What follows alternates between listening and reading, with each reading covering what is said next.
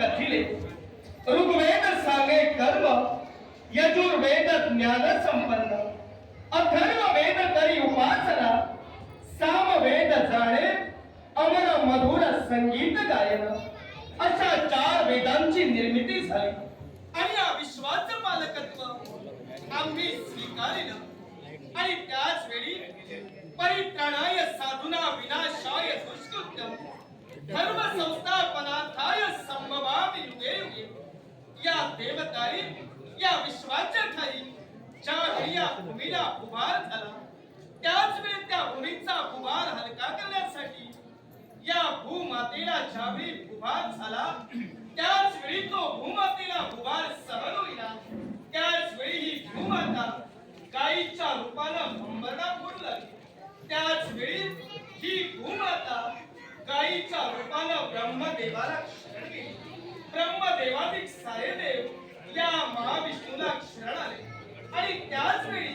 या भूमातेला आम्ही दिलेलं अभिवचन ज्याच्या वेळी तुझ्यावर उभार होईल तो तुझा भार हलका करण्यासाठी आम्ही अवतारणा अवतीर्ण होऊ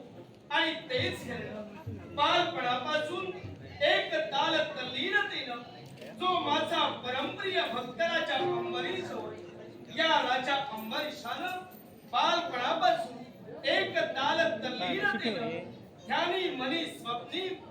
आशनी भोजनी नयनी आणि चिंतनी या महाविष्णूचा विष्णुस्मरण त्याच्याकडे घडलं गेलं आणि रागाच्या भरात राजा अंबरीशाला दुर्वास महंतांनी दिलेला शाप आणि तो शाप की तू 10 गर्भवास प्रत्यक्ष भक्तांची इच्छा पूर्ण करण्यासाठी देव तत्व या नात्याला मी मंडित झालो दुर्वास महंतांनी दिलेला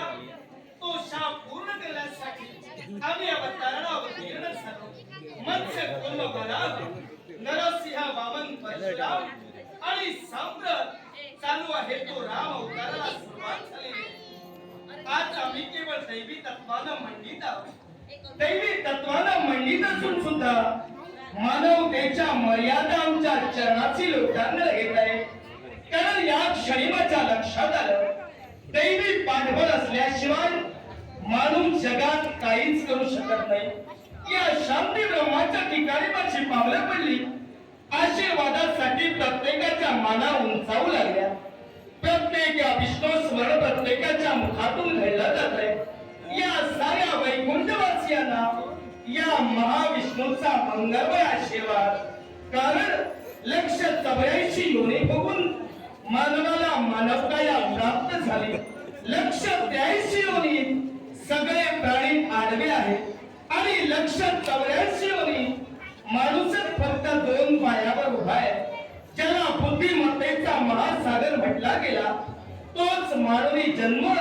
जर का सार्थकी लावायचा असेल तर मानवा भक्ती मार्ग बरवा प्रत्येकाच्या मुखातून नवविधा भक्ती आमची घडली जाते प्रत्येक भक्ताच्या पाठीशी या वैकुंठीच्या नारायणाचा शुभमंगल आशीर्वाद अशीच भक्ती करत राहा या महाविष्णूचा आपल्या प्रेताशी तो सांगणार आहे अनन्यास्तिंत यंतु मा पराये पर्योपासते तेषा युक्ताभियुक्तानाय योगक्षेम वाहम्यम जे जे माझे सद्भक्त आहेत जे मला अनन्य भावे शरण येत आहेत त्यांचा योगक्षेम स्वतः मी चालविणार आहे न जायते वा विलते वा भूत्वा भवित्वा वाद भूया अजोनित्य शाश्वतोयम पुराणम न हन्यते हन्यमाने शरीरे कोणत्याही काळी माणसाच्या आत्म्याचा जन्म नाही भविष्यात तो जन्माला येईल अशातला प्रकार नव्हे नित्य अस्तित्वात असलेला तो पूर्ण पुरातन आहे आणि तो जर का सार्थकी लावायचा असेल तर मानवा भक्ती मार्ग बरवा भक्ती एक असं साधन आहे भक्ती नशी ताकद आहे वेळ प्रसंगी तुम्ही भक्ती करा हा विश्वाचा सूत्रधार वेळ सदैव तुमच्या पाठीशी आहे म्हटलं सदैव तुमच्या पाठीशी आहे सूत्रधार